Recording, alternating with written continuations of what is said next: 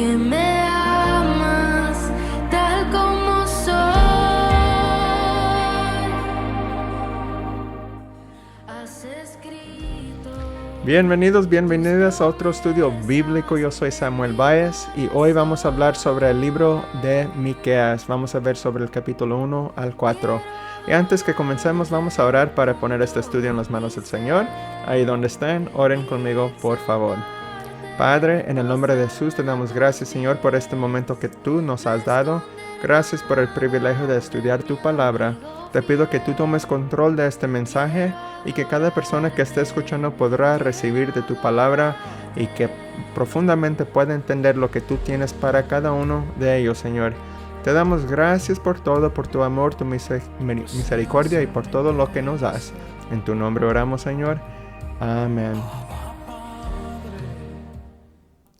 Bueno, hoy vamos a hablar sobre el libro de Miqueas, solamente viendo del 1 al 4 la próxima semana. Si Dios quiere, vamos a terminar con este libro.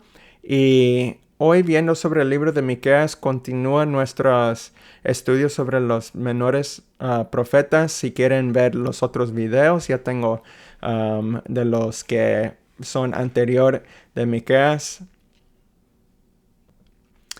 Pero viendo sobre Miqueas, unos datos, una información sobre esta profecía, este libro, fue escrito más o menos del 740 a.C. Hasta el 700 a.C., más o menos en ese tiempo, 740 a 700. Y esto es para los reinos del norte y del sur de Israel. Entonces, si vemos aquí, esta profecía es para los dos, para Israel y para Judá. Los reyes a este tiempo se menciona algunos como Jotam, Acaz y Ezequías, que son reinos de Judá, Judá siendo aquí del sur, pero el reino del norte fue Oseas, aunque no se menciona, pero sabemos eso porque cuando se terminó Israel a las manos de Asiria, él fue el último rey y por eso sabemos. Ahora, ¿por qué fue escrito este libro de Miqueas? Pues fue una profecía de juicio para un pueblo que persigue el mal. Este es como similar a los profetas que ya hemos visto, como Oseas y Amós. Es profecía que comienza con condenación, pero termina con esperanza. Viene la condenación porque siguen quebrantando la ley de Dios. Pero viene esperanza por el pacto inmutable de Dios. Y lo que Dios ya hizo, que son promesas, que va a venir restauración. Por eso hay esperanza. Pero como estas personas no se arrepienten, hay que ver juicio para que puedan regresar de nuevo. Y eso es lo que vamos a ver. Todo esto, como les digo, es para los dos. Pero más que todo, vemos que va a ser más para Judá. Porque ya Israel ya se va a terminar. Este reino norte a las manos de Asiria que pasa en el 722 a.C. Y pues con eso vamos a comenzar con leyendo el capítulo 1 de Miqueas. Aquí yo leo de la Reina Valera 1960, pero si usted tiene Biblia, por favor, ábrenlo para que pueda tomar nota. Aquí nos dice la palabra de Dios, palabra de Jehová que vino a Miqueas de Moreset en días de Jotam, Acaz y Ezequías, reyes de Judá, lo que vio sobre Samaria y Jerusalén. Aquí inmediatamente vemos que habla de los reyes de Judá. Menciona quién eran Jotam, Acaz y Ezequías. Ya damos cuenta. Sabemos que Jehová era palabra de Jehová que vino a Miqueas. Ya sabemos para quién es para Miqueas, que era profeta. Dice que es de Moreset. ¿Dónde es Moreset? Si usted no sabe, está cerca de Jerusalén, como 40 kilómetros sur de Jerusalén. Y a ver si vemos si dice, esto es sobre Samaria y Jerusalén. Aquí sabemos que es sobre Samaria, que es el capital ciudad de Israel, y también Jerusalén. Por eso sabemos que esta profecía es para los dos, porque simplemente lo menciona. Si la palabra lo dice, es que así es. Dice, oíd pueblos todos, esta atenta tierra y cuánto hay en ti. Y Jehová, el Señor desde su santo templo sea testigo contra vosotros. Aquí dice, está atenta tierra, diciendo que toda la tierra debe escuchar, no solo Samaria y no solo Judá, pero sí que todos deben escuchar estos cargos contra ellos. Porque he aquí Jehová sale de su lugar y descenderá y hollará las alturas de la tierra. Esto es una advertencia del juicio divino inminente al decir que el Señor está descendiendo. Hay que estar preparado por la venida de este juicio. Versículo 4, y se derritirán los montes debajo de él, y los valles se hendirán como la cerca delante del fuego, como las aguas que corren por un precipicio. Y vemos el 5, todo esto por la rebelión de Jacob y por los pecados de la casa de Israel. ¿Cuál es la rebelión de Jacob? No es Samaria. ¿Y cuáles son los lugares altos de Judá? No es Jerusalén. Acá cuando habla sobre la rebelión de Jacob, está hablando sobre los pecados de Israel. ¿Y qué es? Pues es la idolatría. ¿Por qué habla de Samaria y por qué habla de Jerusalén? Es que los dos están en esta maldad. Los dos se han hecho. Aquí está Samaria y aquí está Jerusalén. Los dos se han metido en la idolatría. Y aunque Judá tiene unos reyes en su tiempo que algunos eran bien, la mayoría como quiera estaban muy mal y seguían la idolatría. Y por eso llegan estos juicios. Siguiendo el 6, dice, haré pues de Samaria montones de ruinas y tierra para plantar viñas, y derramaré sus piedras por el valle y descubriré sus cimientos. Y todas sus estatuas serán despedazadas y todos sus dones serán quemados en fuego. Y asolaré todos sus ídolos, porque de donde ramerás los juntos y adones de rameras volverán. Este versículo 6 y 7 habla sobre Samaria, lo cual se refiere a Israel. Cuando habla de Samaria, hablamos de Israel, el reino norte. Y esto habla sobre la destrucción que fue inminente a ese tiempo. Esto llegó casi ya 10 años que comenzó esta profecía. Y acuérdese que todo esto fue con Asiria. Asiria fue los que destruyeron a Israel. Asiria, ellos están acá establecidos. Israel está de este lado. Asiria crecieron. Toda esta parte verde es Asiria. Y a ver si lo puedo hacer un poco más grande. Y pues ellos vinieron al rey norte de Israel y lo destruyeron. No llegaron a Judá. Trataron de destruir a Jerusalén, pero sí pudieron defenderse Jerusalén y se fueron. Pero fue hasta Babilonia, vino y destruyó a Judá. Pero aquí, hablando esta profecía sobre Asiria, que ellos iban a venir a destruir a Israel, y es lo que pasó. Y es lo que habla aquí en el 6 y el 7. Entonces en el 8 dice, por esto lamentaré y lloraré y andaré despojado y desnudo, haré oído como de chacales y lamento como de avestruces. Aquí esto es una descripción de cómo los propios profetas se lamentaron por lo que estaba por ocurrir. Lamentaré y ayudaré. Pero también esto describe cómo se siente Dios mismo. El simple hecho de que los profetas profetizarán no significaba que no sentían dolor por quienes iban a recibir este juicio.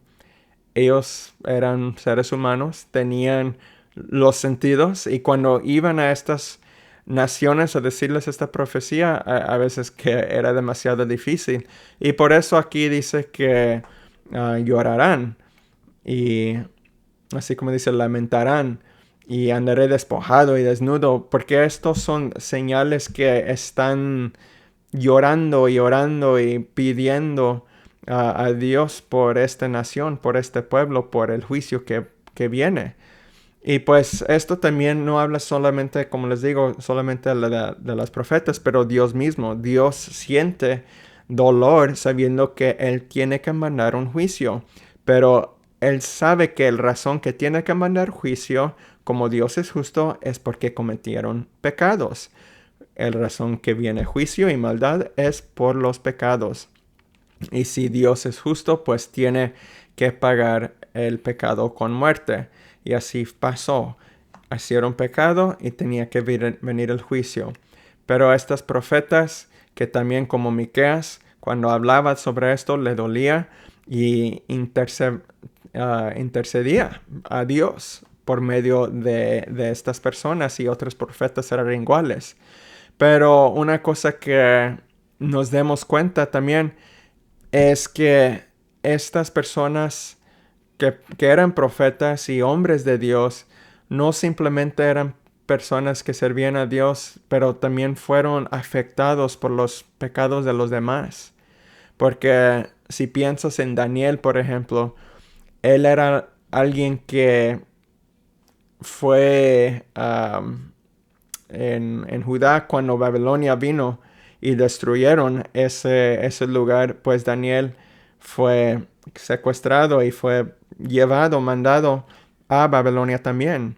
Y pues Daniel era alguien que servía a Dios y él oraba a Dios, pero no solamente él sirvió a Dios, oró por la nación, y sin embargo él también fue afectado. Esto demuestra que cuando alguien peca, porque todos están pecando aquí en Israel y también en Judá, pero cuando alguien peca, mucha gente piensa que solamente le afecta a uno mismo. Pero eso es con una perspectiva muy limitada, porque así no es. Porque la escritura es muy claro: cuando tú pecas, tú afectas a todos. A ti te afectará, y a tu alrededor también te afectará. Porque personas como Daniel, que era una profeta, pero también era alguien que servía a Dios, fue afectado por los pecados de los demás. Él fue llevado a Babilonia y perdió su casa simplemente porque otros alrededor de él pecaron. Y así es, cuando uno peca, le afecta a los demás también. Y así cuando uno dice, pues es mi vida, yo quiero hacer lo que quiero hacer, y tú dices, pues a ti qué te importa si yo peco, yo no te estoy haciendo daño a ti. Pero eso no es verdad, porque cuando tú pecas, afecta a otros también. Porque la palabra es muy clara. Aquí vemos que los pecados de muchos afectaron también a los pocos que obedecían al Señor como quiera. Afectaron a todos. Aunque todos pecaban o no, los pecados de los muchos tenían efectos a todos. Y así es. Y hay que siempre pensar en eso, no pensar, pues, es simplemente mi vida y no va a hacerle daño a los demás. Pero la palabra dice que sí hará daño a todos. Entonces, siguiendo leyendo el versículo 9, dice: porque su llagas es dolorosa, y llegó hasta Judá, llegó hasta la puerta de mi pueblo, hasta Jerusalén. No lo digáis en Gat, no lloréis mucho, revolcate en el polvo de Bet-le-Afra. Ok, aquí vamos a parar, porque los siguientes versículos, comenzando con el versículo 10, comienza con la mención de 11 pueblos al oeste de Jerusalén que se mencionan con un juego de palabras. Leer la Biblia en el idioma en español moderno nunca permitiría comprender estos juegos de palabras. Cuando hablo de juegos de palabras, es mi manera de decir, it's a pun en buen español, un pun, a play on words. Está usando lo que es, lo que la gente sepa de esos lugares para describir lo que viene por venir. Ahorita vamos a ver unos ejemplos, ojalá que me hagan entender. Pero, como les digo, nomás leyendo estos libros en nuestros idiomas modernos, a lo mejor uno no va a entender esto. Hay que investigar de lo que se tratan, lo que significan estas ciudades, estos nombres. Y ahorita vamos a ver esto para que tengan más claridad. Pero para comprender su idioma y su cultura, se comprende lo que dice Miqueas. Y cuando él habla sobre así haciendo estas palabras específicas, lo está haciendo para que haya más entendimiento. Ellos entendían exactamente lo que él decía, aunque nosotros podemos decir, ¿qué significa esto? Pero ellos sabían muy bien lo que decía. Y por eso es bueno ver lo que significa esto. Y pues una cosa interesante es que estas ciudades en este tiempo no tenían nombres simplemente porque reflejaba cualquier cosa, pero cuando nombraban o daban nombre de estos lugares, de estas ciudades, lo hacían cuando reflejaban la naturaleza del lugar. Y esto también se aplicaba a los nombres de las personas. No se nombraban al azar, sino con una razón. A veces incluso se les daban nombres por medios proféticos. Todo depende. Por ejemplo, si vemos a Belén, pues Belén fue donde nació Jesús y David. Eso significa pues casa de pan. Y este fue un nombre profético que prefiguraba a Jesús, quien dijo ser el pan de vida. Y pues si Belén, Belén que no tengo aquí, que es Bethlehem en inglés, pero Belén, ya sabemos, ahí nació Jesús, pero si él dice que es el pan de vida y eso significa casa de pan, esa es una manera de hacer juegos de palabra. Como les digo, no sé si lo estoy diciendo bien así, pero esto es lo que se está haciendo en estos versículos que vienen por venir. En el versículo 10 que vimos ahorita, hablaba sobre Bet-le-Afra. Bet-le-Afra es una ciudad. Dice, revolcate en el polvo de Bet-el-Afra. ¿Qué es esto? ¿Por qué dice así de polvo? Pues Bet-Afra significa ciudad de polvo. Y pues aquí, si esto significa ciudad de polvo, él está diciendo, revuélcate en el polvo, ciudad de polvo. Entonces está diciendo que regresen de polvo a esta ciudad de polvo. Está refiriendo que esta ciudad que significa que es de polvo, van a regresar al polvo. Y uno regresa al polvo cuando están destruidos, cuando algo pasa, ¿verdad? Pues no cuando algo pasa, pero si uno fue quemado o algo así, regresa a polvo. Y es lo que está pasando aquí. Vamos a seguir leyendo. En el 11 dice, pásate, oh morador de Zafir, desnudo y con vergüenza. El morador de Zanán no sale. El llanto de Betesel os quitará su apoyo. Ok, Zafir. Zafir significa hermoso y agradable. Pero aquí dice, estarán desnudos y con vergüenza. Serán avergonzados. Lo que es lo opuesto de ser hermoso y agradable es ser desnudo y con vergüenza. Entonces vemos cómo está usando las palabras, los que significa la ciudad, el nombre de la ciudad lo está usando para describir cómo estarán en el tiempo de juicio de Dios. Esto todo está hablando de cuando viene el juicio, cómo se van a sentir. Dice el morador de Zanán. Zanán significa salir. Pero dice que tendrán demasiado miedo para salir, porque dice, Zanán no sale. Zanán significa salir, pero dice, Zanán no sale. ¿Por qué no salen? Porque tendrán miedo de salir. Entonces dice el llanto de Betesel. Ahora, Betesel, el de Betesel significa casa de cercanía. Casa de cercanía, diciendo que es una casa cerca. ¿Y por qué dice? Es como, significa que pueden correr a ella buscando protección porque estaba cerca, así como un templo, un lugar donde sientes como una casa, como tu casa, llegarás a tu casa cuando sientes que estás en peligro. Pero lo que dice Dios aquí es que lo va a quitar su lugar de protección. Quitará su lugar de protección. Dice, Betesel os quitará su apoyo. Y así sigue diciendo estos. Y todo por el razón para que tengan más entendimiento. Ellos saben lo que se está diciendo aquí muy claramente. Nosotros hay que entender ese idioma, hay que entender pues la cultura y todo eso, pero para entender por qué lo está diciendo en esa manera es para describir con claridad a esta gente que este juicio no va a estar bien para ellos. En el versículo 12, porque los moradores de Marot anhelaron ansiosamente en el bien, pues de parte de Jehová el mal había descendido hasta la puerta de Jerusalén.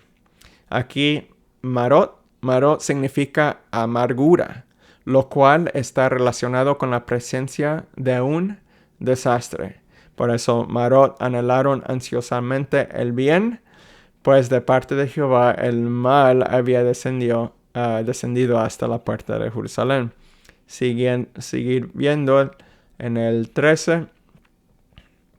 Dice, uncid al carro bestias veloces, oh moradores de Laquis, que fuisteis principio al pecado y la hija de Sión, porque en vosotros se hallaron las rebeliones de Israel. Laquis significa ciudad de los caballos. Pero aquí dice, fuisteis principio al pecado y la hija de Sión. Pues dice, moradores de Laquis. ¿Y quiénes son los moradores de Laquis? Dice, el carro bestias veloces.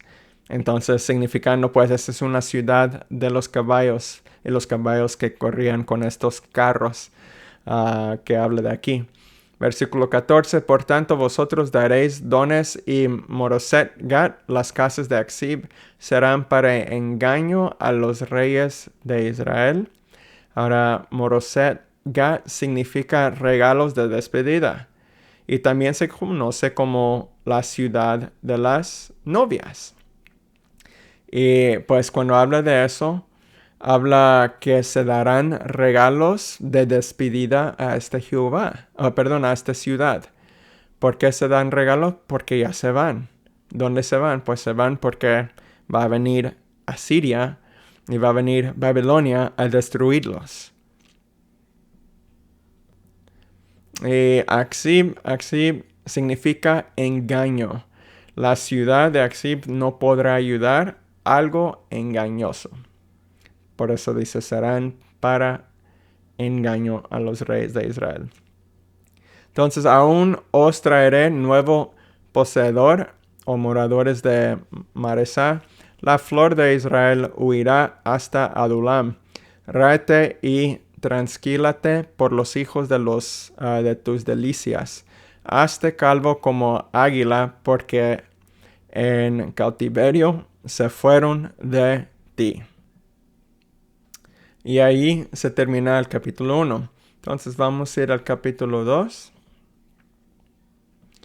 Versículo 1 que nos dice, ay de los que en sus camas piensan iniquidad y maquinan el mal, y cuando llega la mañana lo ejecutan, porque tienen en su mano el poder. Este capital de Dios denunciando, declarando públicamente el pecado contra Dios y contra el hombre. Es lo que está pasando aquí. Vamos a seguir leyendo 2 al 6. Dice, codician las heredades y las roban, y casas y las toman, oprimen al hombre y a su casa, al hombre y a su heredad. Por tanto, así ha dicho Jehová. He aquí yo pienso contra esta familia un mal de cual no sacaréis vuestros cuellos, ni andaréis erguidos, porque el tiempo será malo. En aquel tiempo levantarán sobre vosotros refrán, y se hará endecha de lamentación, diciendo, del todo fuimos destruidos, él ha cambiado la porción de mi pueblo, como nos quitó nuestros campos, los dio y los repartió a otros. Por tanto, no habrá quien a suerte reparta heredades en la congregación de Jehová. No profeticéis, dicen a los que profetizan. No los profeticen, porque no les alcanzará vergüenza. Aquí en este versículo está diciendo Miqueas, él cuenta cómo a él y a otros profetas se les ordenaba de no hablar y no profetizar. Entonces Israel y Judá es lo que decían. Él les decía, no profetices y que se vayan. Y pues los falsos profetas fueron quienes le ordenaron a Miqueas que dejara de profetizar, que no profetizará contra las maldades de la gente que hacía. Era profecía. Acuérdese, esta profecía venía de Miqueas o de Dios. Miqueas simplemente era el mensajero. Dios le dio la palabra y él fue a dar este mensaje. Pero a estos pueblos, Israel y Judá, le decían, pare de profetizar, no queremos escuchar estos juicios, váyase de aquí. Pero un verdadero profeta que fue acusado de balbuceo infantil cuando los verdaderos eran falsos profetas. Los profetas verdaderos eran acusados diciendo que ellos estaban diciendo cosas que no eran de verdad, cuando en verdad los falsos profetas eran los que estaban diciendo las cosas que no eran verdad. Volteaban todo. Y todo se volvió y pues por esta razón llegó el juicio, porque estas personas no le estaban escuchando a estos profetas. Dios les dio mucha oportunidad, por eso mandó a varios profetas con advertencias diciendo, si no te arrepientes, si no cambias de cómo vives, viene este juicio. Dios no nomás lo hizo de un día a otro. Habían advertencias. Y como nosotros hoy en día, hay advertencias, como ahorita. Si ustedes están escuchando la palabra de Dios y sabes muy bien lo que dice la palabra de qué debes hacer y no hacer, y no lo haces y sigues viviendo una vida pecaminosa, pues si algo te viene a ti, a tu familia o hasta este pueblo, es por la razón que sigues en la maldad. Y así está en esa posición mucha gente hoy en día. Ok, entonces vamos a seguir leyendo. Aquí nos dice capítulo 2, versículo 7. Tú que te dices casa de Jacob, se ha cortado el espíritu de Jehová. ¿Son estas sus obras? ¿No hacen mis palabras bien al que camina rectamente? Versículo 8.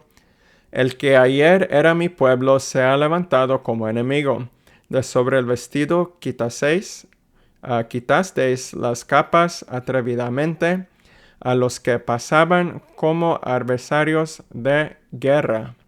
Vamos a seguir leyendo en el 9. A las mujeres de mi pueblo echasteis fuera de las casas que eran su delicia. A sus niños quitasteis mi perpetua alabanza. Levantaos y andad, porque no es este lugar el lugar de reposo, pues está contaminado, corrompido grandemente. Aquí cuando habla de está contaminado, está hablando por el pecado. Está contaminado porque es impuro porque tiene pecado. Y todo lo impuro está lleno de cosas que contradicen la palabra de Dios. Y esto es por la causa de pecadores de la tierra. Toda la tierra está afectada por esa razón. Y si no todos son pecadores, no importaba, porque por la causa de estos pecadores que estamos viendo aquí, toda la tierra fue afectada. Y pues no todos eran impíos, no todos eran incrédulos, pero aún así, también como quiera fueron afectados. Versículo 11. Si alguno andando con espíritu de falsedad mintiere, diciendo yo te profetizaré de vino y de sidra, este tal será el profeta de este pueblo. Y vamos a ver el 12. De cierto te juntaré todo, oh Jacob, recogeré ciertamente el resto de Israel, lo reuniré como ovejas de Bosra, como rebaño en medio de su aprisco. Harán estruendo por la multitud de hombres. Aunque el reino del norte sea conquistado por Asiria y el reino del sur sea conquistado por Babilonia, Dios dice, voy a traerlos de regreso. Hay esperanza de algo aquí, de lo que dice. Y en el 13 dice, subirá el que abre caminos delante de ellos, abrirán camino y pasarán la puerta, y saldrán por ella, y su rey pasará delante de ellos, y la cabeza de ellos Jehová. El rey aquí se refiere ¿a quién? Al Mesías venidero. Cuando habla del rey, el rey pasará, es el rey que viene por venir, el Mesías venidero. ¿Y quién es él? Ya sabemos, es Jesús. Y con eso llegamos al capítulo 3. Capítulo 3 comienza con el versículo 1 diciendo, dije, oíd ahora príncipes de Jacob y jefes de la casa de Israel, ¿no concierne a vosotros saber lo que es justo? Dios está hablando a los jueces de Israel aquí, quienes deberían saber lo que está bien y lo que es mal. Es lo que habla aquí. Versículo 2. Vosotros que aborrecéis lo bueno y amáis lo malo, que les quitáis su piel y su carne de sobre los huesos, que coméis asimismo la carne de mi pueblo, y les desoáis su piel de sobre ellos, y les quebrantáis los huesos y los rompéis como para el caldero y como carnes en olla. Aquí cuando dice vosotros en el versículo 2 se refiere a los gobernantes de Israel, a los jueces. Versículo 4, entonces clamaréis a Jehová y no os responderá. Antes esconderá de vosotros su rostro en aquel tiempo por cuanto hicisteis malvadas obras. ¿Quién clamará a Jehová? Los ricos clamarán a Jehová. Ellos gritarán a Jehová. Versículo 5. Así ha dicho Jehová acerca de los profetas que hacen errar a mi pueblo y claman paz cuando tienen algo que comer, y al que no le da comer, proclaman guerra contra él. Ahora, el pueblo cantaba paz pensando que estaban en paz porque pues prosperaban sin darse cuenta de que estaban en contra de la ley de Dios, aunque Dios lo había dejado muy claro una otra vez. Pero decidieron ignorar su maldad. Versículo 6. Por tanto, de la profecía se os hará noche y oscuridad del adivinar, y sobre los profetas se pondrá el sol y el día se entenebrecerá sobre ellos. Vamos a ver el 7. Será un poquito más grande. Ok. Dice, y serán avergonzados los profetas y se confundirán los adivinos, y ellos todos cerrarán sus labios porque no hay respuesta de Dios. Mas yo estoy lleno de poder del Espíritu de Jehová y de juicio y de fuerza, para denunciar a Jacob su rebelión y a Israel su pecado. Miqueas aquí se refiere aquí a sí mismo, a que está lleno del Espíritu del Señor. Aquí diciendo en el versículo 8 que él está lleno del poder del Espíritu de Jehová, que es Miqueas, ¿verdad? Miqueas, él no da esta profecía simplemente para ser crítico. No quiere criticar simplemente lo que estaban diciendo, aunque estaba muy mal. No lo hacía nomás simplemente para hacerlo, pero lo hizo con un propósito. Con el propósito que la gente se podía arrepentir, para que sus ojos se abrieran y que podían volver al Señor. Con ese propósito lo decía. Y cuando él dice, yo soy lleno del Espíritu de Jehová, para que sepan que esto viene de Jehová y no de él mismo. Versículo 9, oíd ahora esto, jefes de la casa de Jacob y capitanes de la casa de Israel, que abomináis el juicio y pervertís todo el derecho. Aquí cuando dice pervertís todo el derecho, simplemente significa torcer todo lo recto. Porque ¿quién determina cuando algo es recto, cuando algo es derecho? Si haces una línea de derecho y no tienes con qué compararlo, ¿cómo sabes que esa línea está derecho? Si pones algo, uno no va a saber si está derecho si no puede compararlo con otra cosa. Y eso es lo que está pasando. Ellos están permitiendo y diciendo lo que es derecho. Los gobernantes lo que hacen es toman una línea torcida, que es el pecado, y la llaman recta, que es por decir una mentira, y le dicen a las demás que está bien. Entonces están diciendo, esto lo pueden hacer y lo están haciendo bien, muy bien. Pero eso es, ya sabemos, una maldad.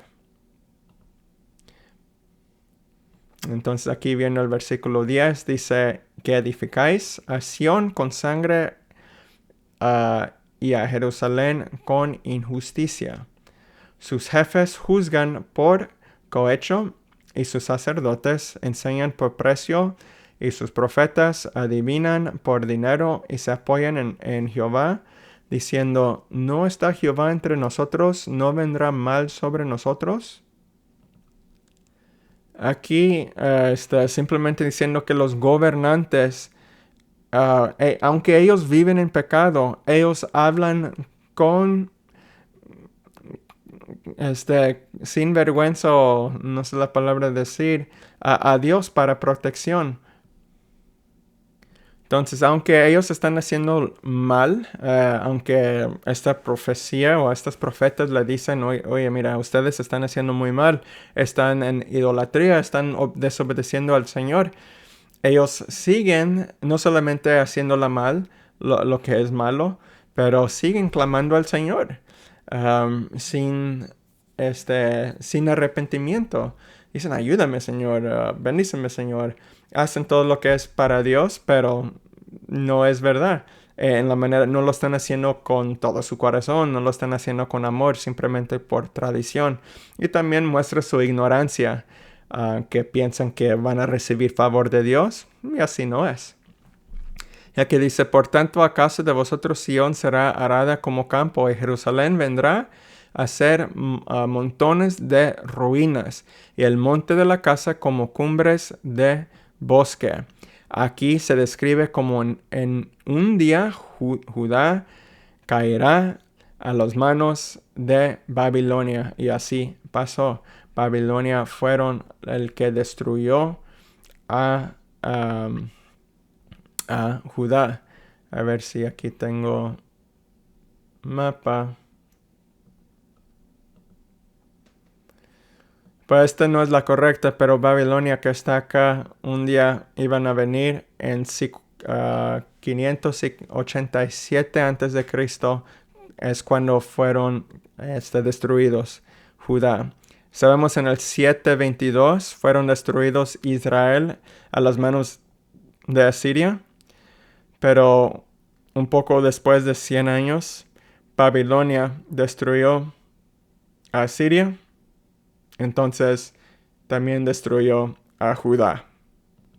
Y así eso nos lleva al capítulo 4. Déjame ya ponerlo más grande aquí para verlo mejor.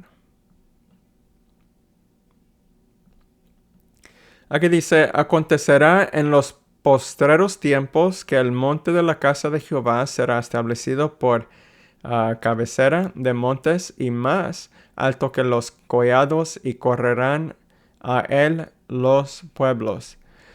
El capítulo 4 aquí es una inversión de lo que se estaba diciendo. Esto se está volteando completamente porque el capítulo 3 termina con el juicio inminente que es por venir.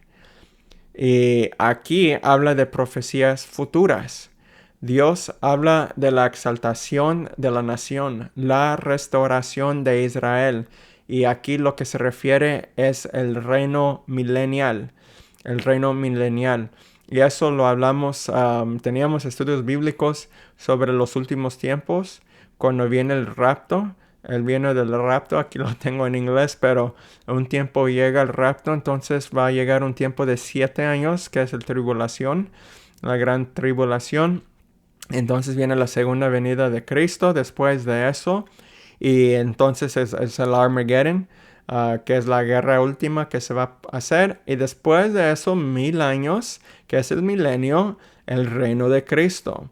Y eso es lo que habla aquí, acerca del día que Israel será la ciudad más exaltada del mundo. La gente fluirá hacia ella. Es una profecía que habla de una multitud que irá a Jerusalén. Eso es lo que viene por venir y esto es lo que habla. No hemos llegado a ese punto todavía, pero un día se va a restaurar. Hablaba en los capítulos anteriores sobre el juicio, pero todo se termina con una esperanza. ¿Por qué es así estas profecías? Para que la gente siempre tenga esperanza, porque sin esperanza, ¿para qué vivimos? Y por eso es triste cuando la gente no cree en Dios o no cree en lo que viene por venir, porque entonces no entiendo cómo pueden vivir esta vida sin esa esperanza. La Biblia es muy claro, nosotros llegamos a esta tierra para estar con Dios, para vivir con Dios y para Dios. Y en el momento que nosotros nos vayamos de aquí, simplemente vamos a ir de aquí y estar con Él, a los que creen en Dios. Y pues creyendo en Dios también lleva a uno a se arrepienten, ¿verdad? Creyendo en la palabra de Dios, lo que es Jesucristo, y pues ya saben todo eso, pero uno que está en la maldad, si no creen eso, pues no hay esperanza. Pero por esa razón estas profecías están escritas con esa manera, con esperanza que viene por venir. Entonces seguimos el versículo 2, dice, vendrán muchas naciones y dirán, venid y subamos al monte de Jehová y la casa del Dios de Jacob, y nos enseñarán sus caminos y andaremos por sus veredas, porque de Sión saldrá la ley y de Jerusalén la palabra de Jehová. El monte del Señor, cuando habla del monte de Jehová, habla es Sión. Y todos irán ahí para ver a Jesús que enseñe. Y esto es durante el tiempo del milenio. Versículo 3. Y él juzgará entre muchos pueblos, corregirá a naciones poderosas hasta muy lejos, y martillarán sus espadas para asadones y sus lanzas para hoces. No alzará espada nación contra nación, ni se ensayarán más para la guerra. Y aquí es una profecía y descripción de lo que sucederá durante el reino milenio. No habrá guerra en el reino milenio.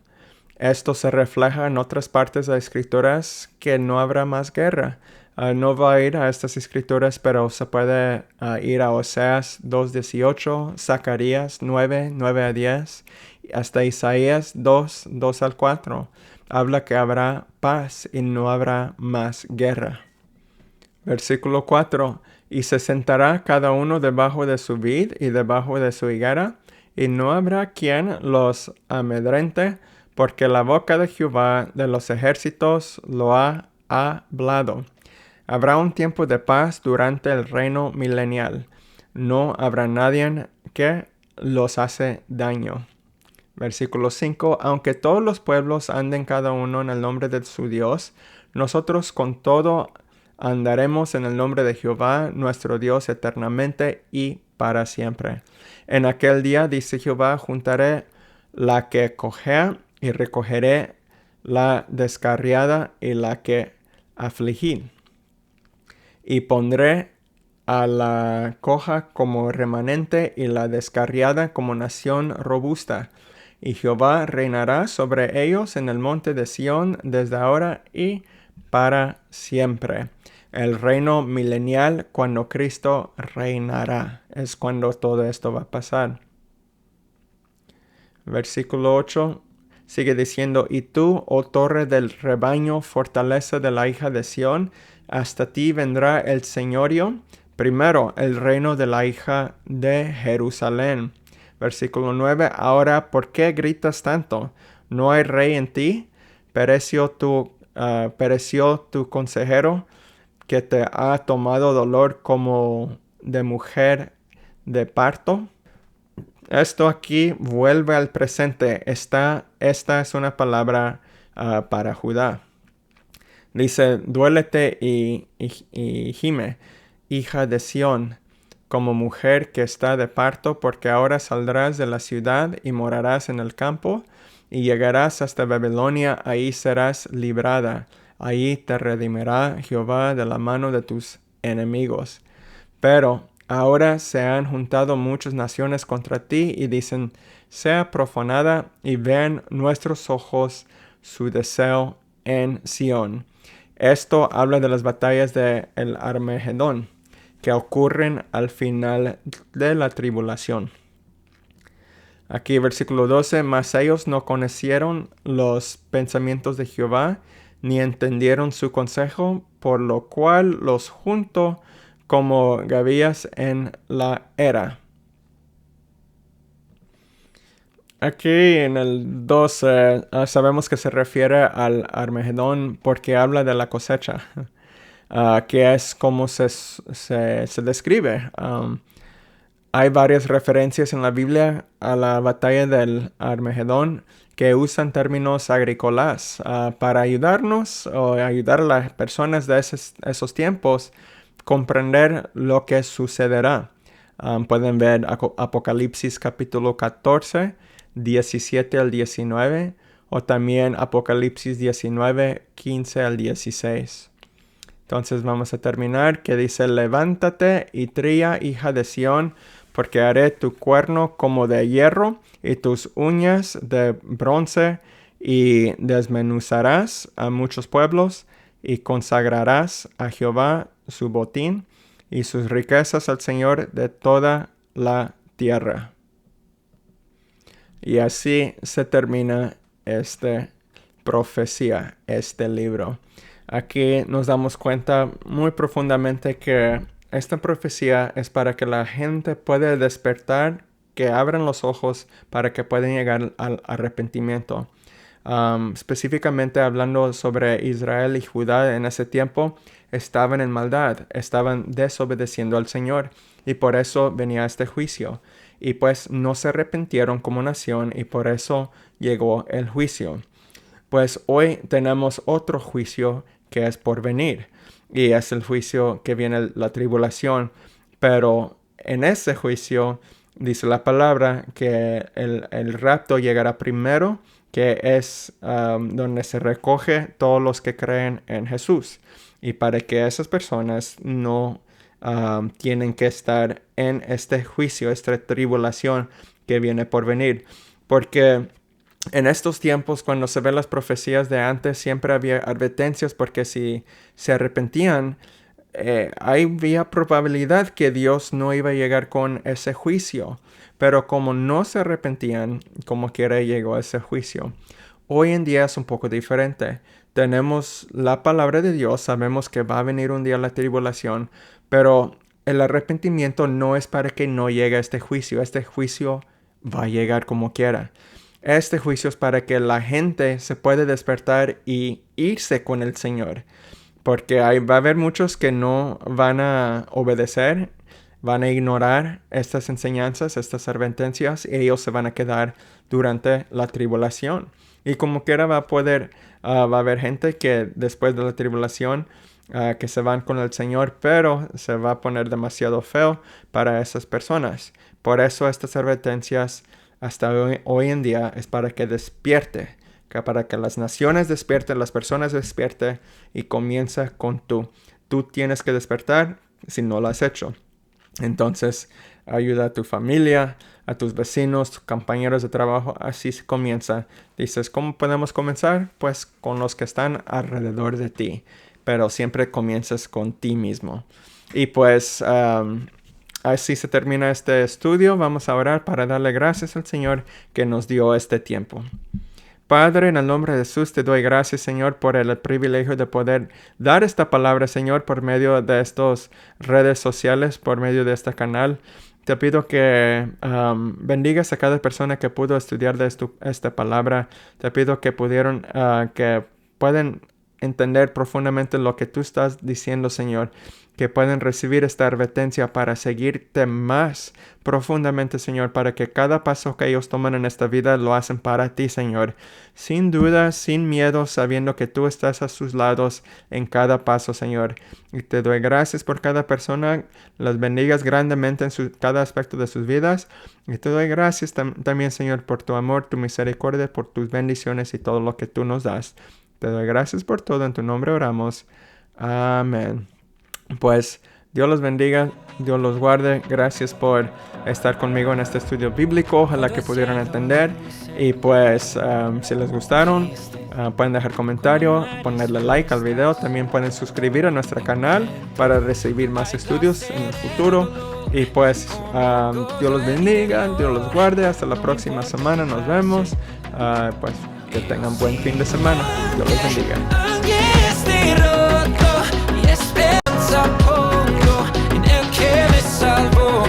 Hay un fuego en mi interior.